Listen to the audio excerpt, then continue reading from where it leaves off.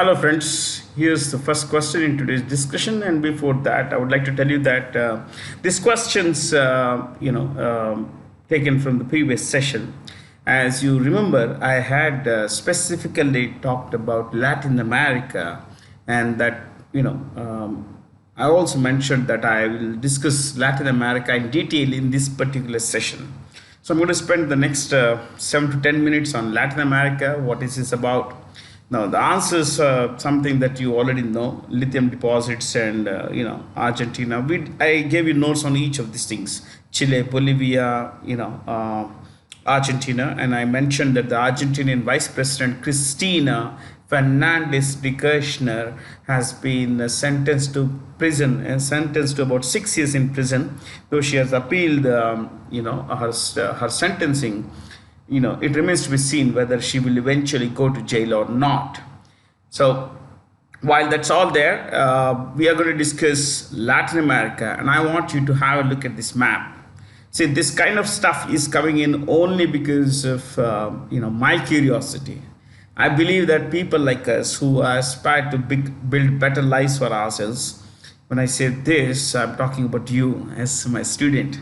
Okay, I want you to learn. I want you to be curious, a lot more curious than we most of us usually are. So please make sure that you try to learn as much as possible about things that really matter, because this part of the world is very, very important. As you see there are two maps here. One is a map that comes from 1808. These are in red, while the one here is in green, and a few other places in blue, and a couple places in blue, and one in yellow. I'm going to discuss all of this. Okay, it's not exactly yellow, but orangish yellow. So, ladies and gentlemen, I'm going to discuss Latin America. Now, why the term Latin America? What does it mean? It means that region of America where Romance languages are spoken. Romance languages. There is a particular term. Latin languages, otherwise called Romance languages. So Latin America is that part of the Americas. When I say Americas, I mean North America, Central America, and this is North America. Okay, till about Mexico would be North America, usually defining. Okay, Central America, this is Central America, and this, of course, as you would know, is South America. Though some geologists, some geographers say the whole, till about the whole continent, Central America is a part of North America. You can take it that way also. There's no harm in doing that. Just that for our clarity, for better learning, better understanding, better remembering, we have divided the Americas into three parts. North America, from Canada, that North America would include Canada, the United States, and Mexico. Central America, Nicaragua, Panama, Honduras, Guatemala, Belize, El Salvador, all those countries. And then, of course, South America, which is like, you have Brazil, Argentina, plenty of countries like Peru, Bolivia, Uruguay, Paraguay, Chile. You have the British Guyana, you have Suriname, French Guyana, of course, Ecuador, and then there is this Americas there is this Caribbean region. This is called the Caribbean region. Okay, this is a Caribbean region. This is taken to be part of Central America. Now, so Latin America is that part of America where Romance languages are spoken. Now, what are Romance languages? Some examples of Spanish, Portuguese, and usually French. Three main languages.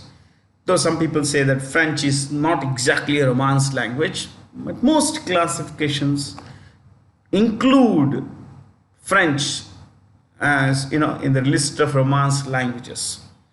So how did the European countries, languages come to become the dominant languages in this part of the world? Well, for that, we need to go back in time and have a look at what exactly happened between 1492 and 1800. So let me bring in a few things, my friends. What exactly is Latin America? Geographically, okay, it is from Mexico. This is Mexico till here at the bottom. This region is called Tierra or Terra. Some people call it Del Fuego. I could have discussed all of this in the previous session, but that would have taken a lot of time. But in any case, from Mexico till Tierra del Fuego. Now, when the Europeans first came here, and they were led by Christopher Columbus. 1492 he came. He came to this place here, Bahamas, and he thought he had reached India, and he called the local people, he called this region Indi. And of course, the locals were called Indians. But then on his subsequent voyages and later, some people found that Christopher Columbus never made it to India. That he had discovered a whole new world. That's why this region began to be called the New World. Okay. So later explorers said that, okay, since this is, mistakenly identified as India, we will describe this place as, this place you can see here. This word in the French, Portuguese, Spanish, Dutch, Belgianese, Italian languages means India. So they came to call this region, West Indies, because these were a group of islands located west of India. So these islands came to be called West Indies, and the locals everywhere began to be called, typically, especially in this part of the world, Indians. That's why you have Red Indians. Okay. Because they were mistakenly taken to be Indians. Anyway, so you look at the geography of this place. I think I could have included a physical map, but then it's okay. See, geographically, it's a very diverse place. You have the plains, you have dense forests. If you look at just South America, okay, we don't have to go further up into Central America and Mexico as well as the Caribbean. You look at this is all dense forest, absolute dense forest here, okay. And down here, it's all it's all the Andes mountain range, which is one of the longest mountain ranges in the world. So you have diverse geography here. Not just this, you also need to understand that since there are a couple of lines here, of course it's also red here, it won't appear. In Chile there is this Atacama desert. So in South America you'll find a desert, you will find a sandy desert in Chile, a cold desert here in Argentina called Patagonia cold desert. In the center, basically along the equator, basically you would find the equatorial dense forest of Amazon and related areas. Then the mountain range of Andes. So diverse geographies. Now I'm not going to discuss European conquest and all that. Diverse geographies shape people.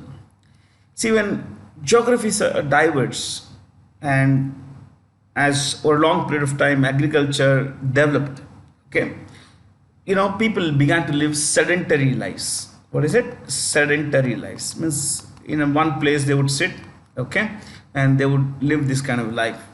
Just like they wouldn't move around, they wouldn't be nomads, they wouldn't be gypsies, banjaras. So they began to live sedentary lives, okay. Now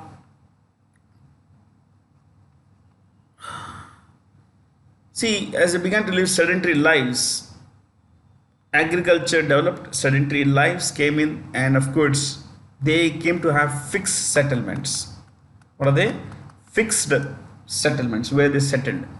Because now they had fields. They could, they could cultivate some stuff there and all. Now, this also led to complex civilizations. See, when people are settled, they have a lot of time to think. This also led to the birth of spirituality, nature worship, birth of philosophy. See, when let's say I'm a nomad and I'm hunter gatherer, I wouldn't have time to consider where I come from, what is all this for, all that stuff. All I'm concerned about is where my next meal would come from. I would try to protect myself from predators, and I would try to kill something, especially the vulnerable, weak animal that I could eat. So this is how things were in the beginning. But as people began to live sedentary lives, they would stay in one place. They gave themselves they devoted themselves to thinking about what is all this for. And there were no lights; it's all in the sky.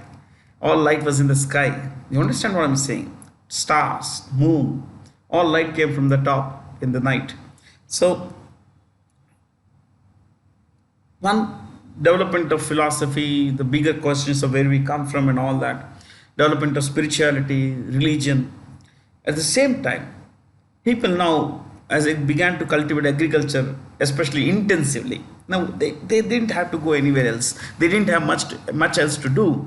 What they did was they engaged in intensive agriculture, which led to surplus production of two major things. What? Maize and two potatoes. Maize and potato. Now, both are hardy grains. They don't get spoiled very fast, very easily. You understand this? This led to an explosion of population.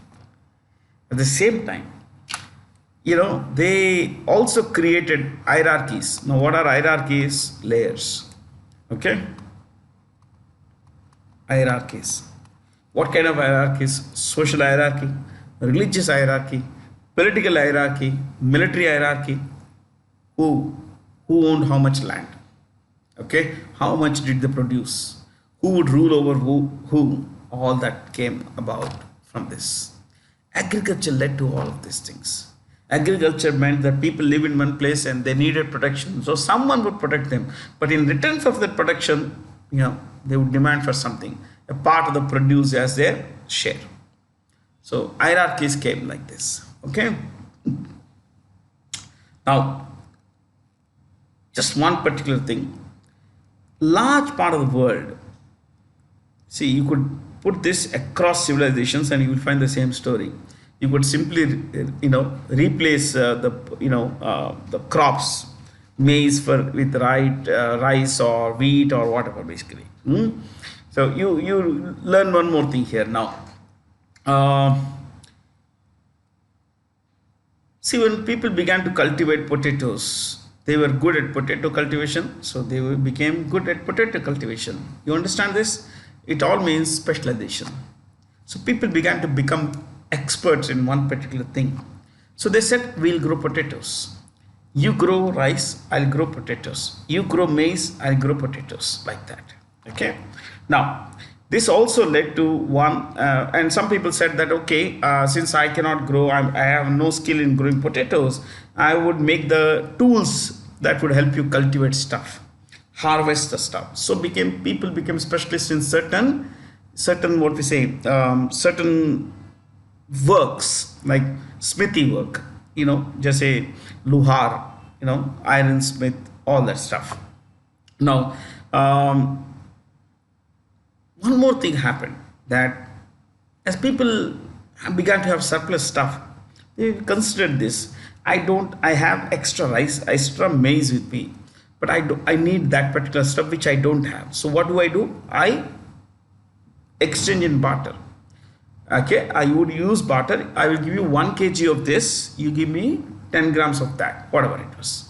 So there was a particular value assigned to, surplus stuff. This led to development of commerce. It also meant that people began to move between places. And all this happened because of agriculture. Agriculture, sedentary lifestyle, fixed settlements, the development of spirituality, religion, everything, specialization, development of commerce, trade, all these things. Now look, these may seem very far, but they are there everywhere.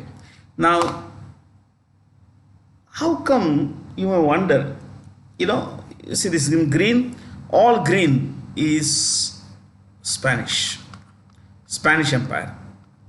Spanish Empire. All green. Blue, French Empire.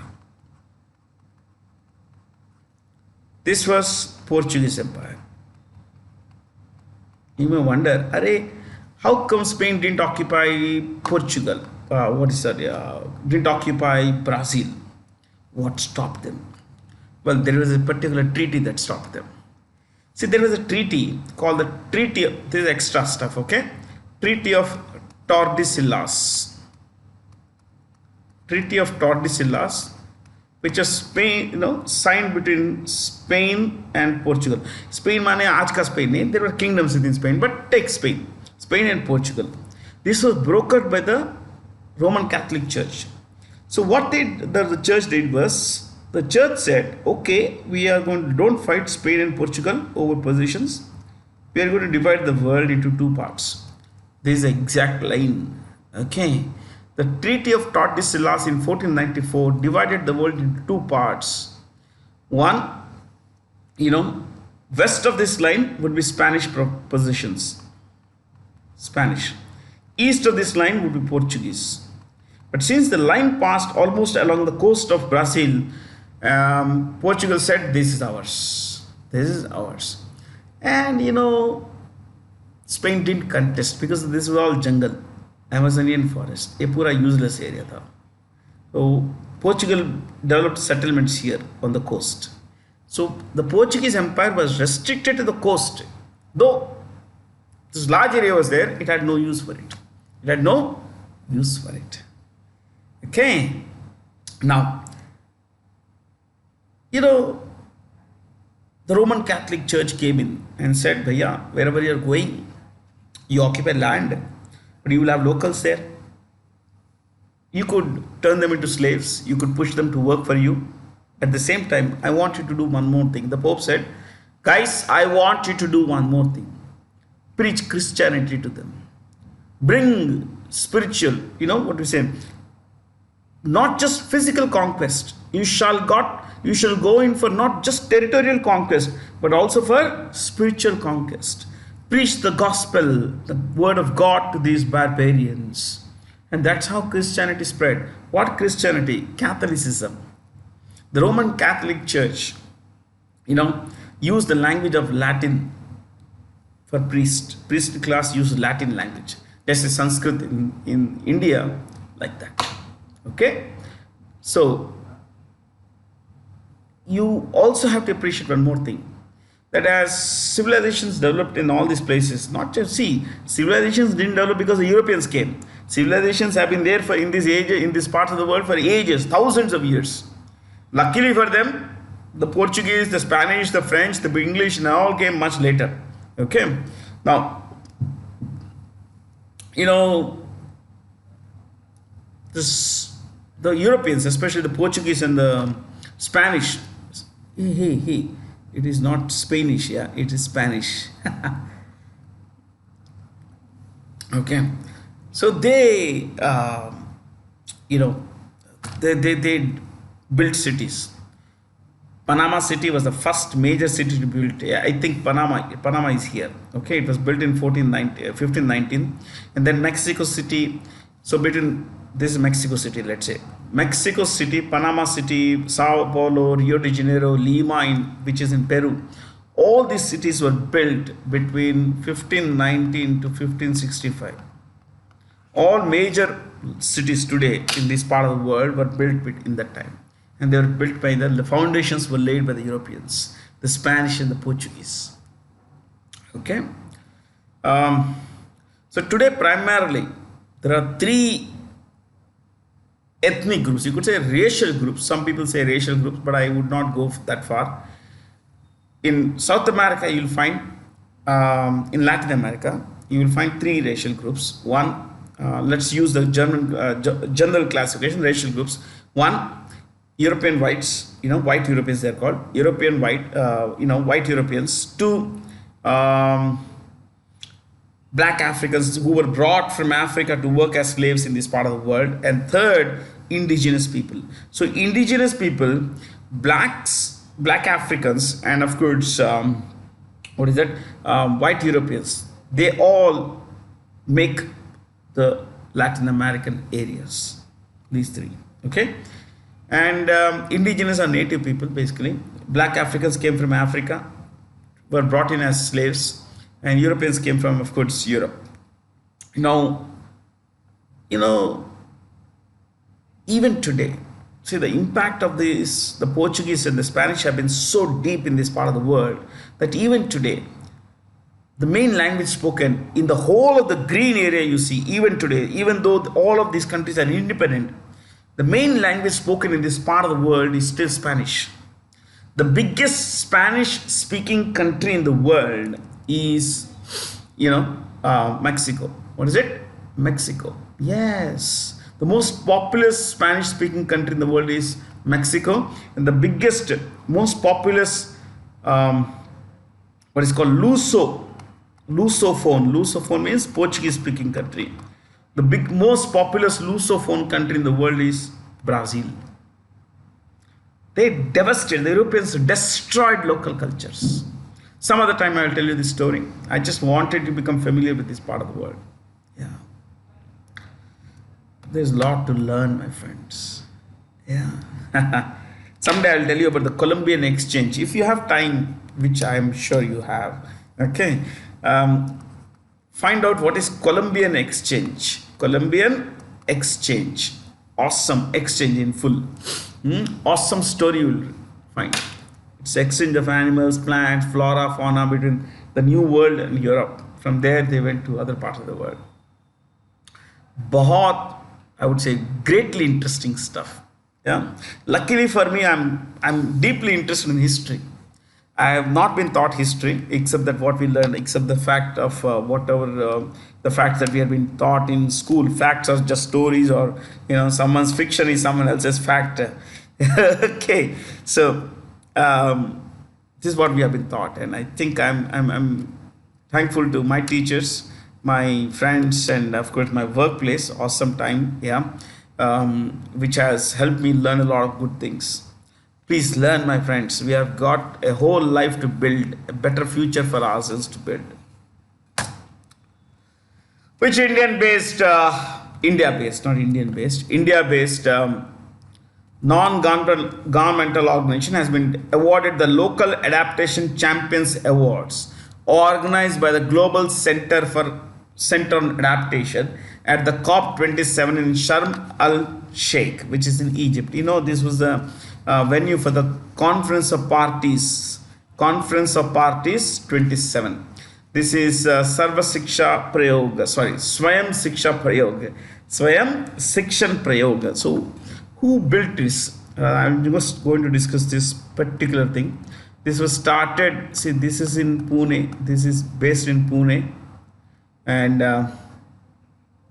it was started in 1998 by two persons, Prema Gopalan, you could write this, Prema Gopalan and Sheila Patel.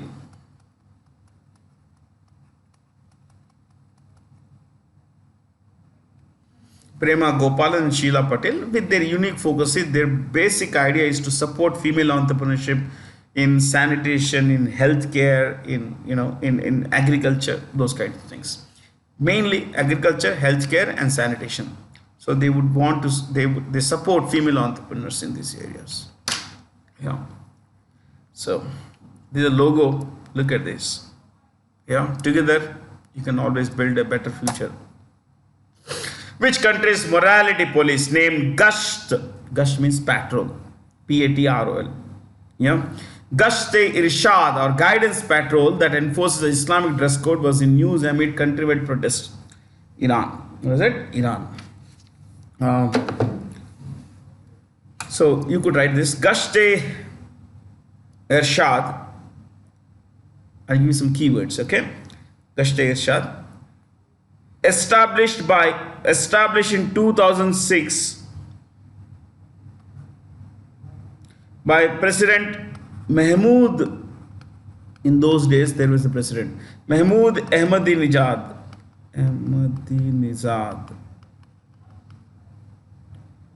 TO2 spread culture of modesty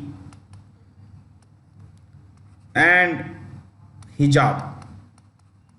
Hijab is a cloth that covers the head primarily, especially the hair. No hair should be visible. Okay. Culture of modesty and hijab. Next point. Hijab became mandatory. Hijab became mandatory in 1983. 1983. Comma. 4 years after the Islamic Revolution. The Islamic Revolution.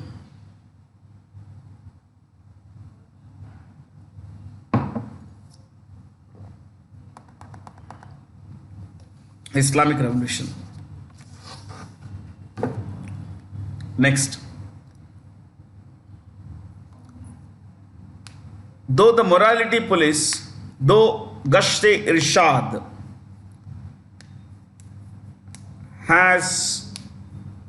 is said to have been removed, is said to have been abolished, comma, hijab is still mandatory. Hijab is still mandatory.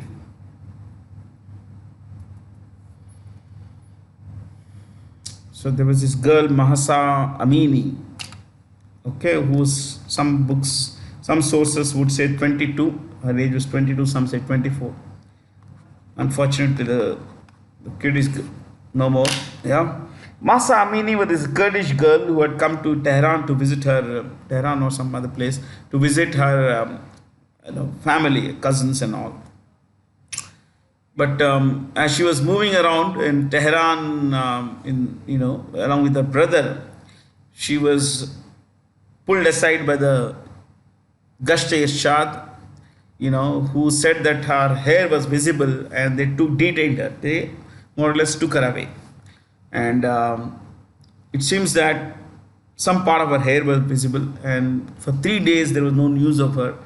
And 3 days later, she emerged. Bandages and all that, and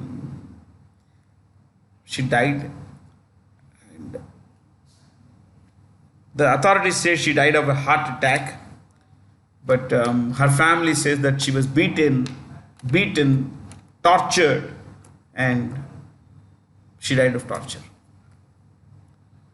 It's always a sad thing to know all these things, but then that's what happened. And ever since then, the country has been gripped by protests against the Islamic hardliners, and with the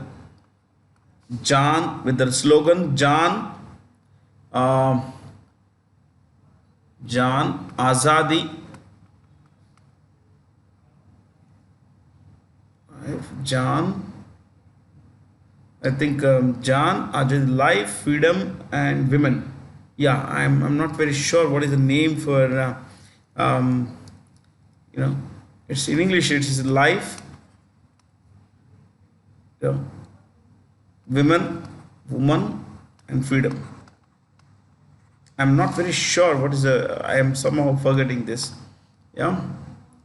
So, yeah, Zindagi. I think it's Zindagi, Jaan, and freedom.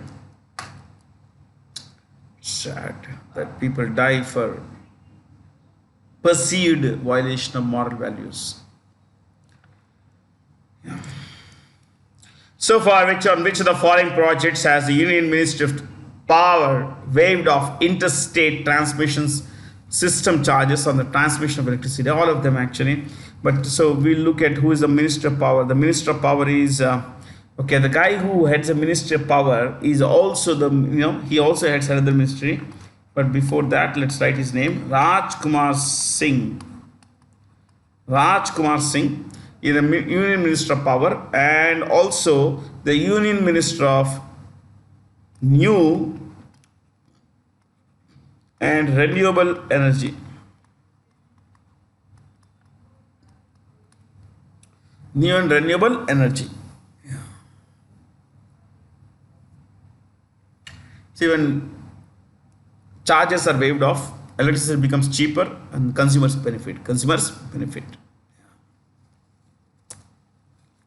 Which Indian IT major signed an MOU, a Memorandum of Understanding, with the Information Technology Industry Development Agency of Egypt to set up a global delivery center in Cairo, Egypt? Tech Mahindra. The CEO is Chandra Prakash Gurnani. Chandra Prakash Gurnani. Infosys Salil Parekh. Salil Parekh. TCS Rajesh Gopinathan, CEO. HCL Technologies C Vijaya Kumar. Vijaya Kumar, one word. Vijaya Kumar. Wipro Thierry Delaporte. Thierry Delaporte.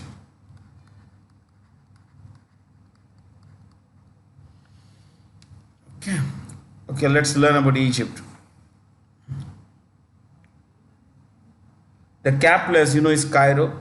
The president is a dictator named Abdel Fattah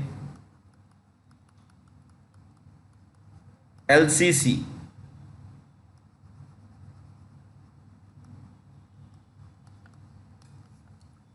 Abdel Fattah LCC.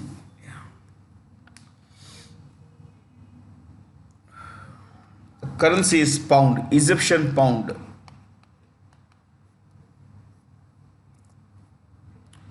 What word or which word has been selected as the Oxford word of 2022? Goblin mode. Goblin is a kind of Rakshas. So, lazy creature who wouldn't give a care, who wouldn't give a damn about the world around. So, what does it mean? You could write this. Goblin mode dash rejection of societal expectations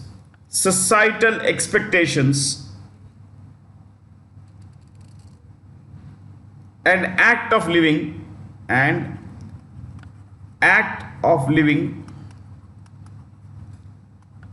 in an unkept, means dirty,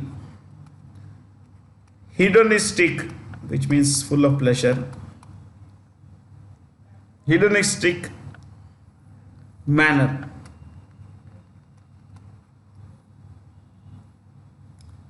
Okay, let's continue this. Without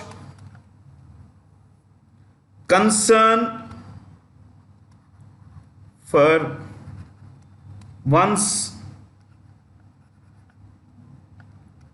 self-image. One's self-image.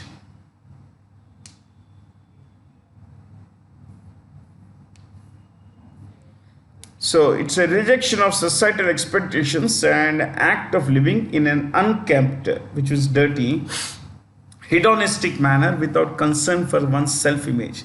So there are some people who don't care about how they look, and they really believe that it is not for the society to impose its moral values on them. I don't know how it is now, how good it is or bad it is. But you know, this is an exact opposite of how certain social media influencers live.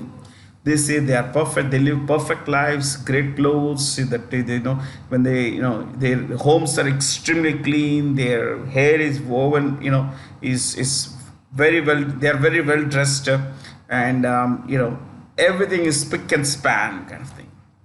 But then this is exact opposite, because those are the social media influencers, social media users. Most of them live in some of them, not most of them, I think most of them live in a bubble, a self-made bubble, and they use photo filters. They may not really look like that, but they put photo filters. They, you know, they, when they move into a hotel, visit a hotel, they say checked into this hotel, all that stuff. So it's a curated lifestyle, C-U-R-A-T, the curated lifestyle. And goblin mode, going into a goblin mode is like, you know, the exact opposite of the thing. I really don't care a damn about the world, what the world thinks about, you know. I don't know if if you actually fit into the goblin mode or not, but some of us are mix and match. Yeah. NFT is a non-fungible token. Non-fungible token. So this is all about digital stuff.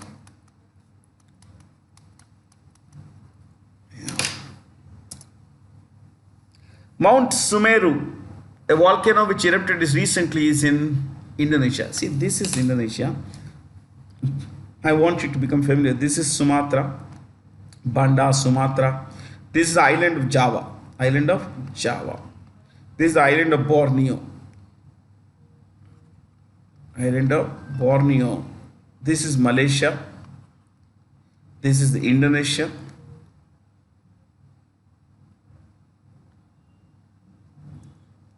Now within the Malaysian portion there is Malaysia. You see this here. This is Brunei, the country of Brunei. Okay, this is Malaysia. Here Malaysia. Now I want you to become familiar with this Semeru. Semeru, some people call it Sumeru. Okay, fair. So what exactly is this?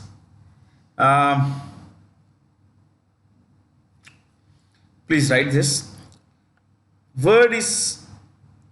Word comes from Meru. Meru. A term used in Hinduism and Jainism. Hinduism and Jainism. And means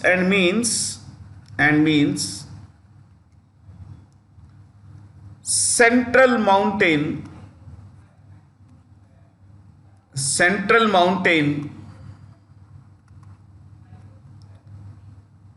or you could say central mountain dash, the abode of gods, the home of gods. Hindus and Jains believe that Meru is where there is the spiritual beings live. Yeah. Next point. Also called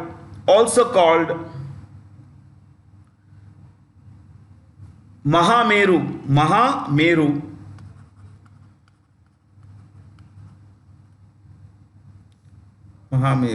Also called Mahameru.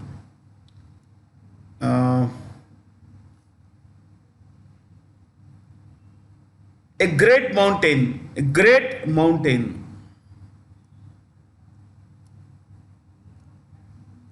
Next.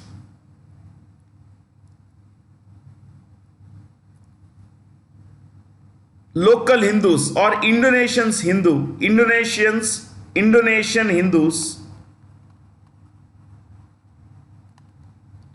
believe that Bhagwan Shiv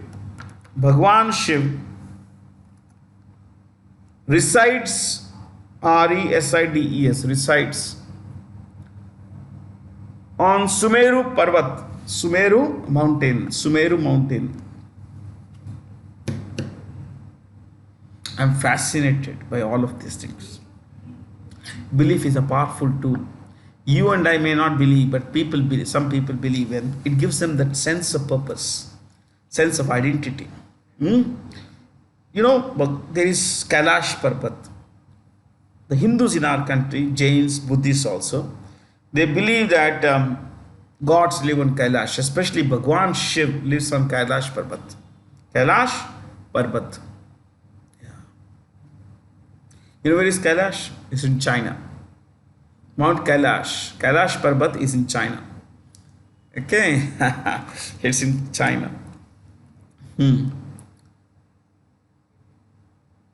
Kailash Parvat is sacred to Hindus, Jains and Buddhists. Okay. Indonesia's capital is Jakarta. This is where Jakarta is. Japan, Tokyo. In this class we will go a little light. will not take all the information like Vietnam's president, prime minister is so and so and all that. Okay. By the way, Philippines is not mentioned here. The capital is Manila. Manila. This is all Indonesia, my friends. This line you see here, straight line, this is all Indonesia. This is Singapore. ये है Singapore यहाँ पे. Author Dominic Lapierre recently died. Died recently. Identify the correct statements about him. I have read all of his books. Maybe except one book which I have not read. I have not read. Is New York Burning. Is New York Burning. Yeah. You should read this book, Freedom at Midnight. Though a bit, see, this is non-fiction, though a bit hyperbolic in parts, but there is a particular chapter you would love. See, this particular book talks of the story of India's partition and the riots, basically 1947-48. So India's freedom at midnight. India got independence from British rule on 15th August, yeah, at 0000 hours. That freedom at midnight. Now, in this book, there is a particular chapter called Kings and Palaces, Jewels and Riches, something like that. You would love this. He talks of all these Maharajas, Rajas, Nawabs, who had eccentric habits.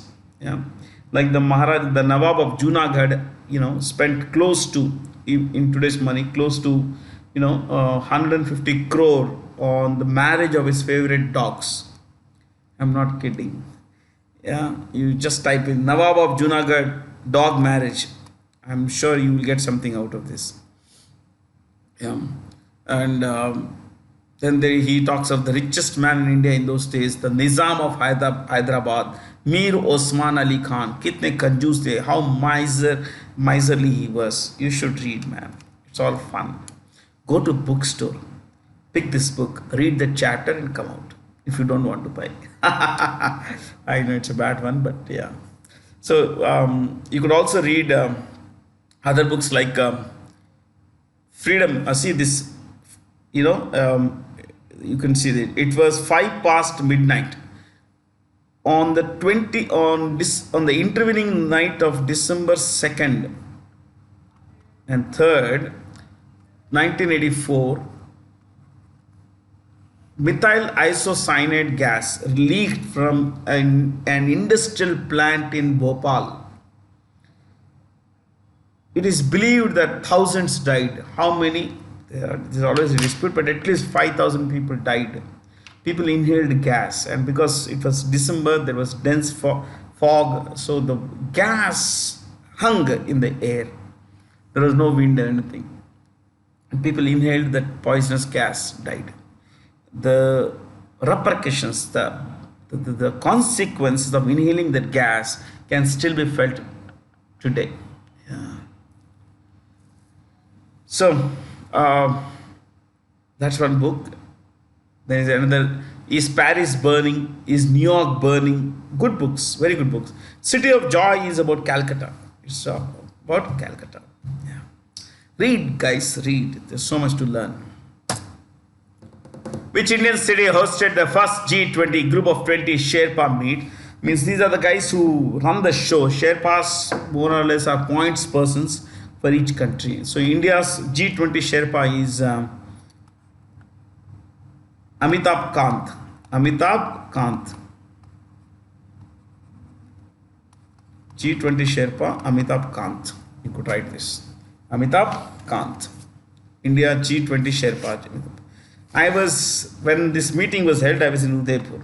Yeah, it was crowded. I mean, lots of security checks and all that. Crazy. Okay, so India is going to be the president of the the G20, the group of 20 nations. And the motto of the G20 this year, the motto is Vasudhaiva Kutumbam. Vasudhaiva Kutumbam. Okay, Kutumbakam. This is the motto. The theme is What is that? A planet. One Earth,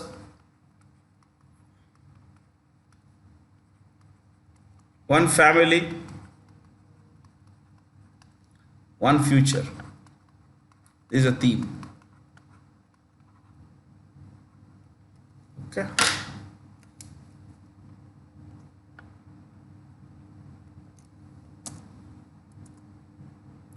Indian aviation safety rankings jumped to the 48th position in the ICAO. You write this, please. ICAO. Head office Montreal, Canada. Montreal, Canada.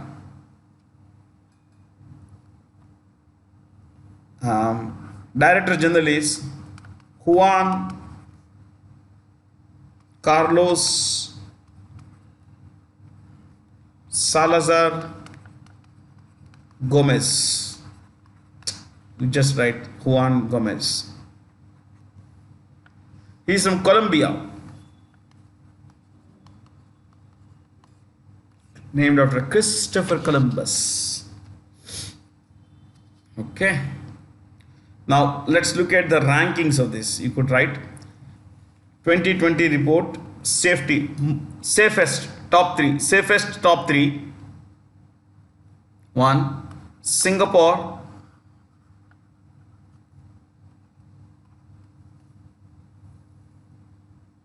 United Arab Emirates. 3rd, South Korea.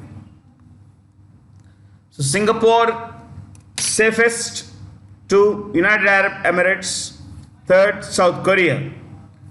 Rank 48 India, in brackets 102 in 2020. No, last ranking was 2018. 102 in 2018. Next, China 49.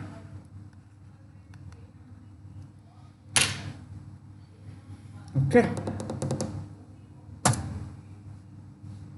Who became the first ever Indian under 17 shuttler to clinch a medal at the Asian Junior Badminton Championships?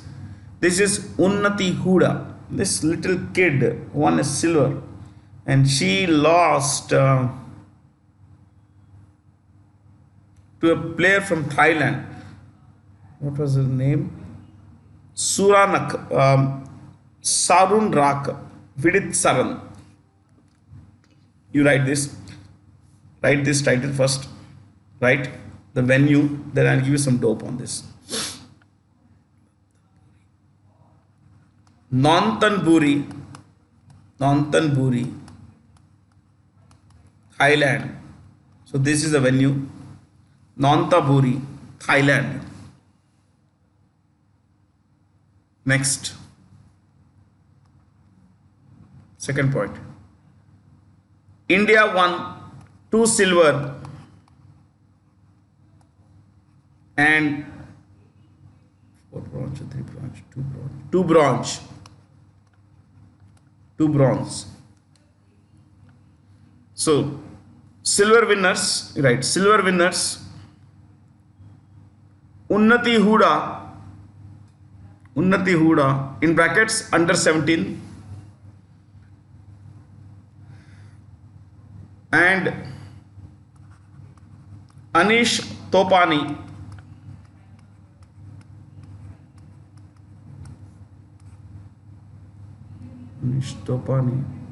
under 15 silver.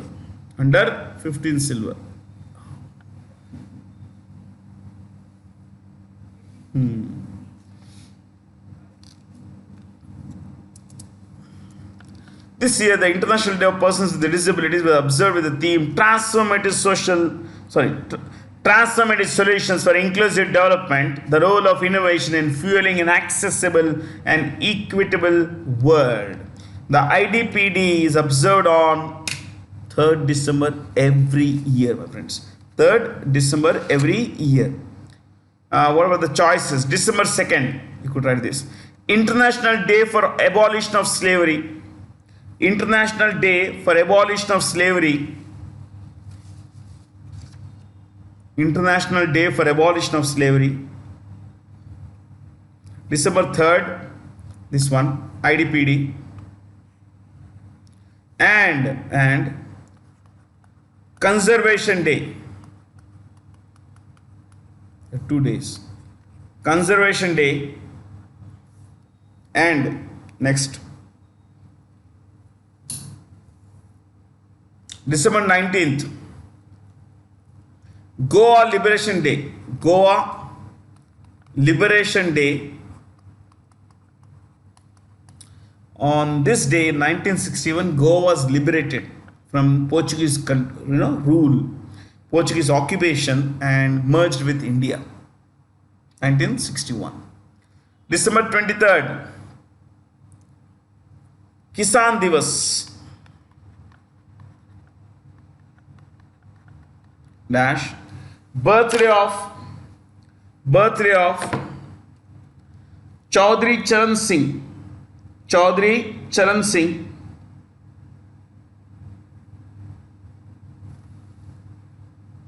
Chaudhry Charan Singh. Dash. Prime Minister of India. Prime Minister of India for about 6 months. Prime Minister of India, enough here.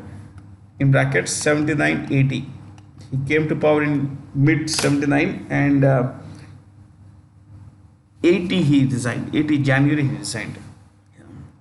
December 29th, International Biodiversity Day. International Biodiversity Day.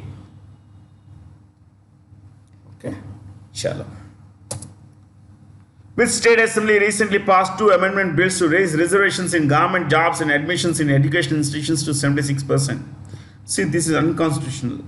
It's not me who's saying, it's the Supreme Court that said it.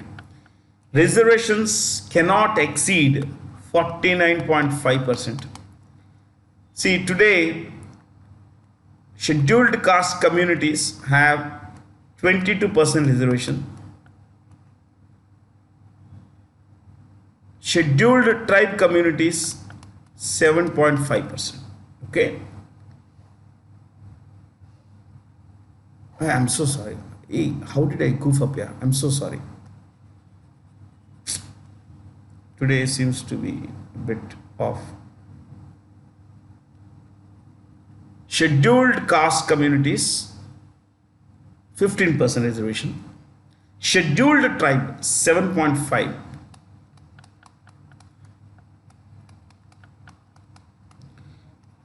Other backward communities 27%. So this comes to 49.45%. So reservation cannot exceed this percentage. Anything beyond this is unconstitutional, except in Tamil Nadu where it raised to some 69% something, that is with the constitutional amendment.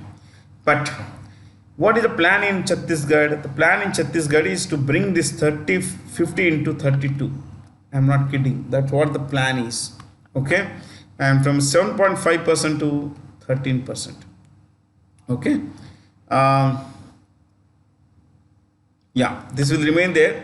This is 50 plus what we say OBC 27 and EWS will come to about, what is it? EWS is likely to come to about 4%. Crazy, my friends, crazy. I don't know whether right or wrong or not, but the government knows this, that it is unconstitutional. So despite that, they are doing this, because tomorrow in the election year, next year, that is in Chhattisgarh, they can say that, look, we tried. The government, the courts didn't agree. Yeah, it's all politics. Bhupesh Baghel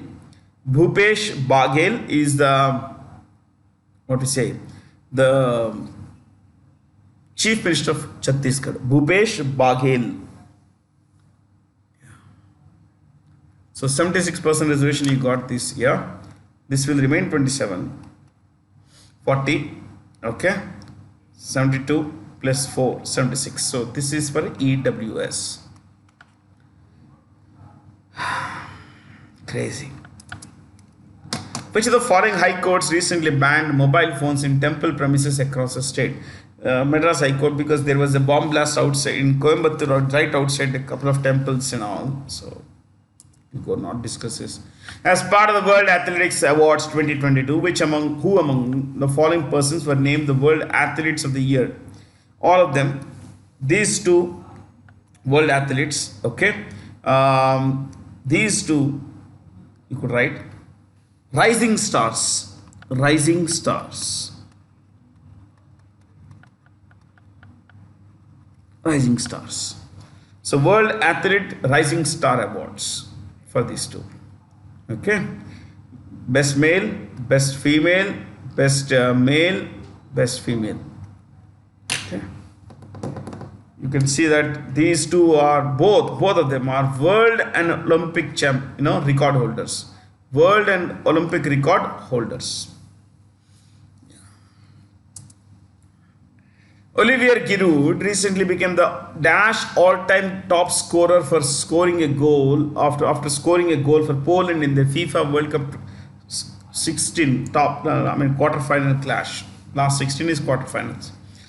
France. Okay, I want you to write highest goal scorers. Highest goal scorers. 1. Cristiano Ronaldo. Cristiano Ronaldo. See, my classes are all data intensive, so please write as much as you can. Cristiano Ronaldo, 118 goals in 196 matches, I think. See, this is as of today's 16th December. As of December 16, 2022. Okay. This is today is 16th December. As of 16th December, Cristiano Ronaldo has scored 118 goals in 196 matches. That's a world record. Number 2 is an Iranian player whose name is Ali Dei. Ali Dei. He's the only guy after Ronaldo who scored more than 100 goals. 109 goals. Yeah. Ali Dei of Iran. Iran. Iran. In 148 matches. That's a very good record. He's better than Ronaldo if you look at that way. Yeah. Ali Dei, 109 goals in 148 matches. Number 3, Lionel Messi. Lionel Messi. Messi, MESSI. 96 goals, 96. In 171 matches. 171 matches. In the fifth place is an Indian. Fourth I am not giving. Fifth. Sunil Chetri. 84 in 134. I'm not rhyming it. There is no rhyme here. It's rhyme here. 131. You could double check the numbers. Sunil Chetri has scored 84 goals in 131. What is it? Matches. It's a record, my friends. Amazing, no? Abu Dhabi recently invited Indian startups to establish hubs in the capital city of the UAE to diversify its business activity beyond hydrocarbons, oil, gas, and all. In this context, identify correct statements regarding the UAE's trade with India. All of them are right. Yeah. In the next class, I'll give you a list of the top 5 trade partners of India. Exports, imports, total exports of imports of India in the first 6 months of the year. If not for 6 months, for 7 months. I think the latest available data is till October. Till October. I'll definitely give this data. Pretty useful for exams. I'll write it here. For foreign trade data. Foreign trade data.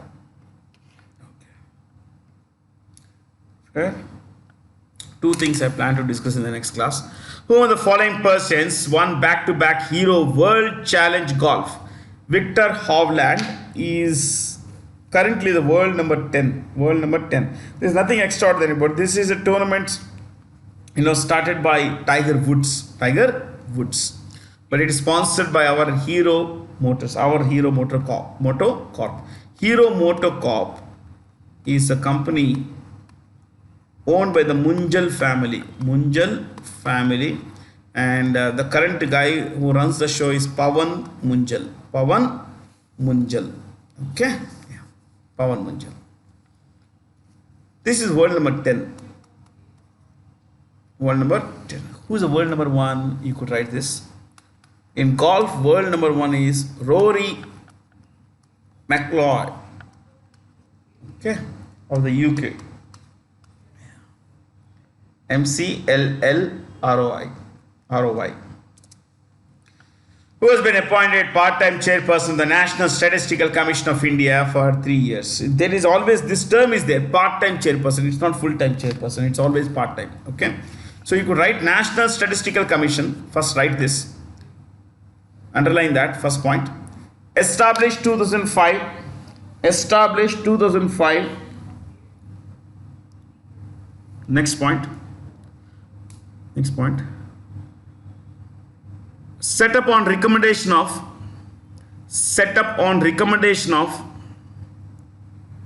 Rangarajan Commission. Dr. Rangarajan Commission is RBI governor. Next. Comprises one part-time chairperson, comma, 4 part-time members, 4 part-time members, and 1 ex officio. When ex officio member.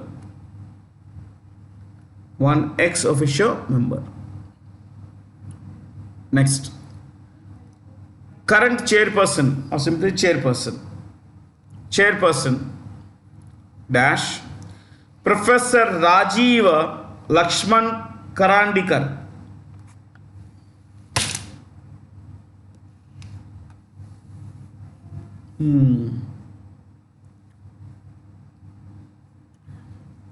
Last point. Chief Statistician of India is Chief Statistician of India dash Dr. GP Samantha. Dr. GP Samantha.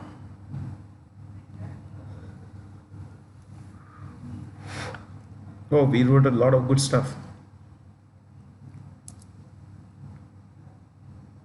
Which country's Air Force recently unveiled its latest nuclear stealth bomber named B-21? So please write this a bit about B-21. B-21, look at this. It looks like a sci-fi thing, no? Yeah. B-21 dash developed by Northrop Grumman.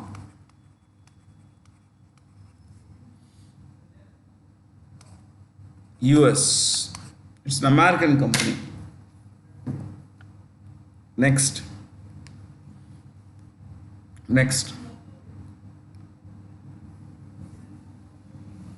Name means, the full name is, you write, full name is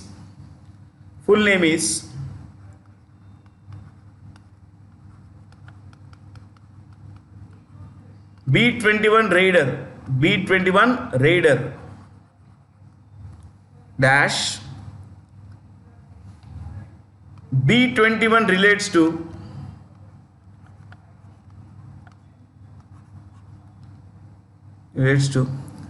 the first bomber of the 21st century, first bomber of the 21st century, first bomber of the 21st century, and raider is taken from the nickname of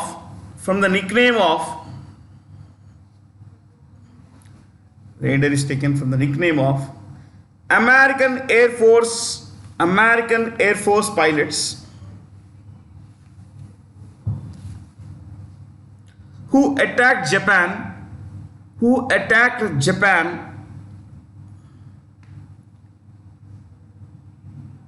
during the Second World War.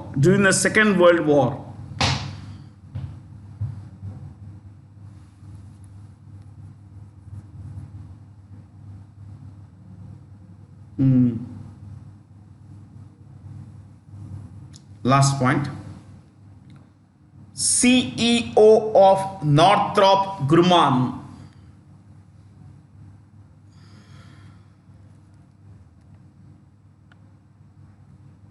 Kathy Warden.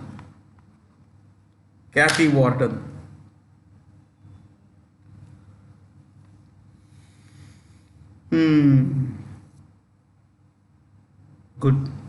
हो गया. With which country did India sign migration mobility agreement for easier access to study, research and work in both countries? Germany. Hardly anything to discuss except that Italy has a new prime minister, Giorgia Meloni. You may get this question. Giorgia Meloni. German Chancellor Olaf Scholz. Chalo. Whom of the following Indians featured in the 16th edition of the Forbes Asia's list of heroes of philanthropy? All of them. You know, Gautam Adani is the chairperson of Adani Group. Shiv Nadar, you could write. Founder and chairman emeritus. No role, it's just nominal honorary role. Chairman emeritus of HCL Technologies. Founder and chairman emeritus of HCL Technologies. Dash. Father of India's computer hardware industry. Computer hardware industry.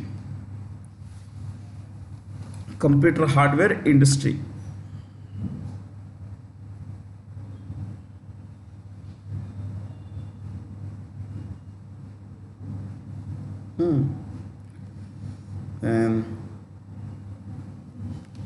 Ashok Suta. Let's write one more name. Just one more. Ashok Suta. Not very important fellows. I read about them. Yeah, but Ashok Suta. Dash. Founder and, you write, co-founder and chairman emeritus of, executive chairman of, founder and executive chairman of Happiest Minds Technologies.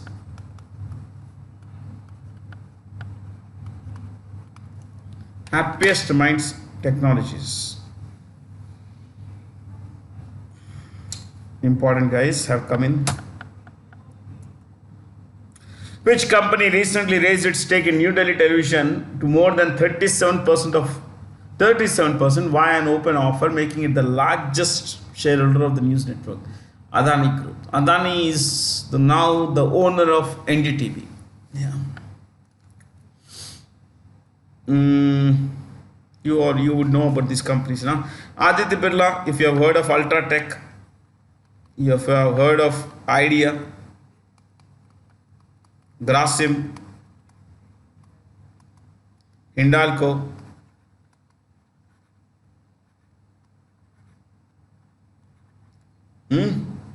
Oh, plenty of companies, yeah. Yeah. Plenty of companies.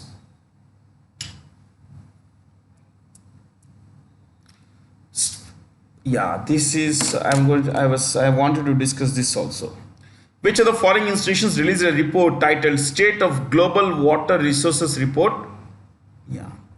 State of I will discuss in the next class these two things. One, foreign trade data, and state of global water resources. I want to give you more more knowledge, download on the state of the world's water. State of the world's water. Okay. That's a good way of putting it. So, what do you know about this? I'm going to tell you about these two organizations which are very important. Right. World Meteorological Organization. World Meteorological Organization.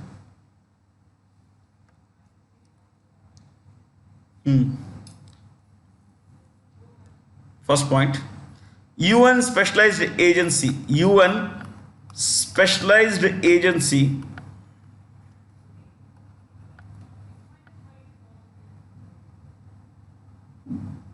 promotes, next point, promotes international cooperation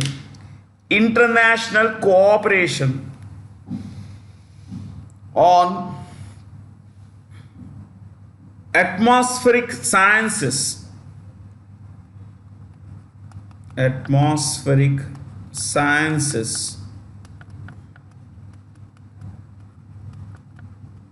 comma, climatology,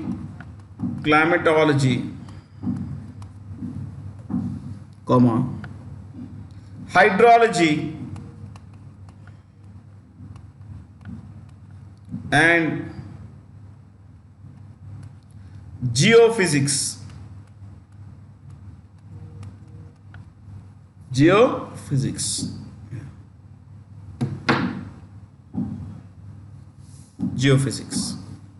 Next. Geophysics. Next. Head office Geneva, which as you know is in Switzerland. Next. President Gerhard Adrian of Gerhard is from Germany, no? It's a German name. I think it's German. Yeah. Gerhard Adrian of Germany. Yeah, Germany. Okay, that's what WMO does. Let's go to IMD. India Meteorological Department.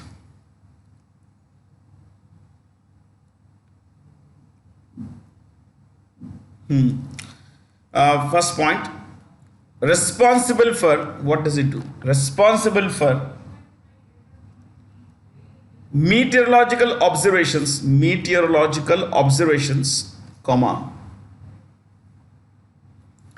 weather forecasting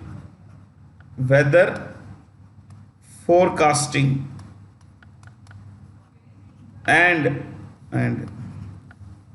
weather forecasting and seismology. Yeah, I was also surprised when I read this study of earthquakes. Seismology.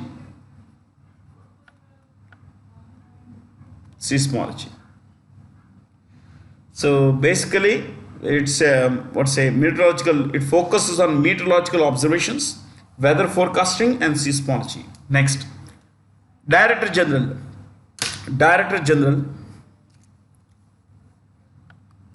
Dr. Mrityunjay Mohapatra.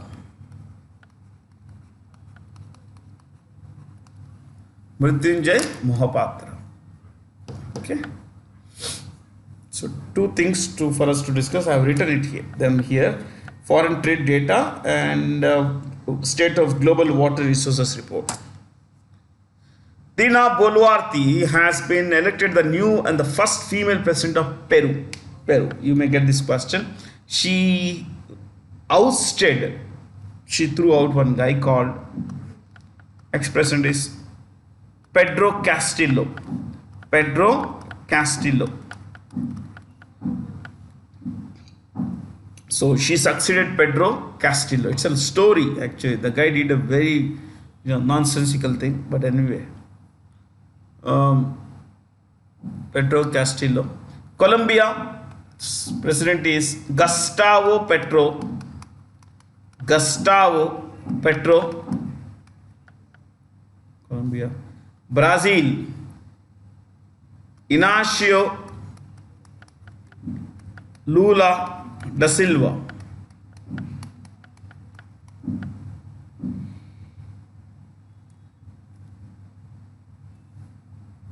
Argentina. Argentina's president is Alberto Fernandez. Some people call Hernandez. Both are fine, don't worry. Alberto. Okay. Uruguay. It's a nice country to know about. I suggest you read a bit about Uruguay. Now that the FIFA World Cup is happening, who won the World Cup in 1930? Please read up. Louis Lacaille Pou. Louis Lacaille Pou.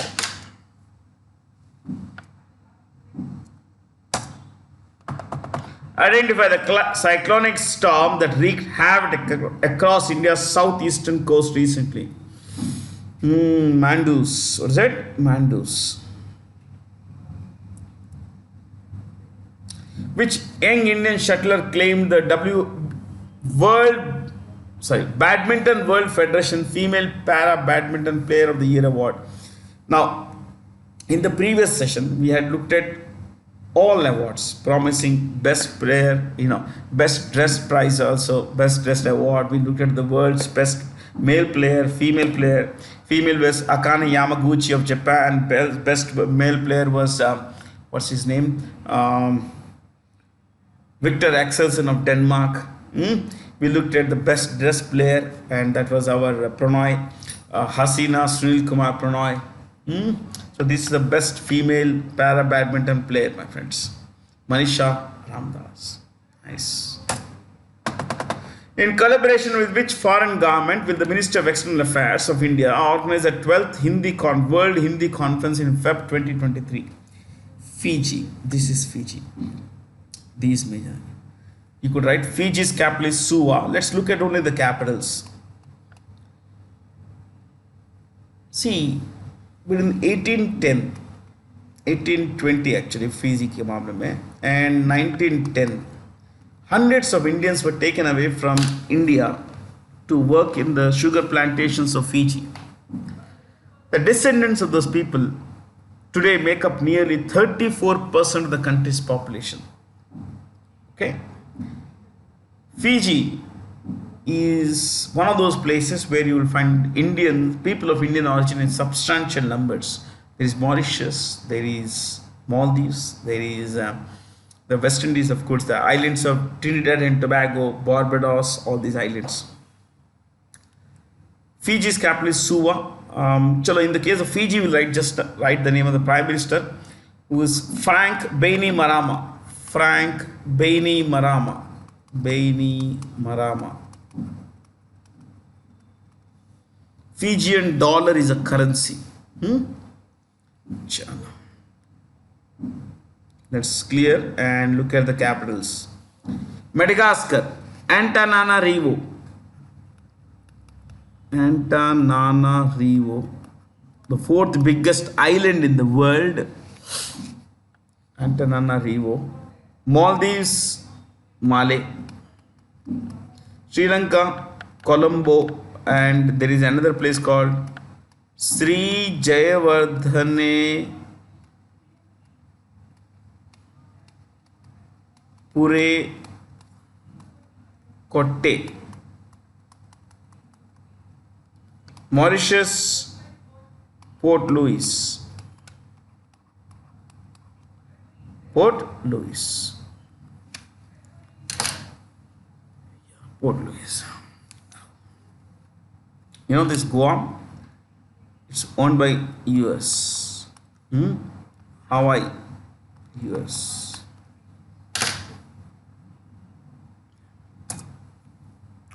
Thank you. Thank you for being here. That's all from me, Bharat C. Jain. Have a lot of fun. Stay curious.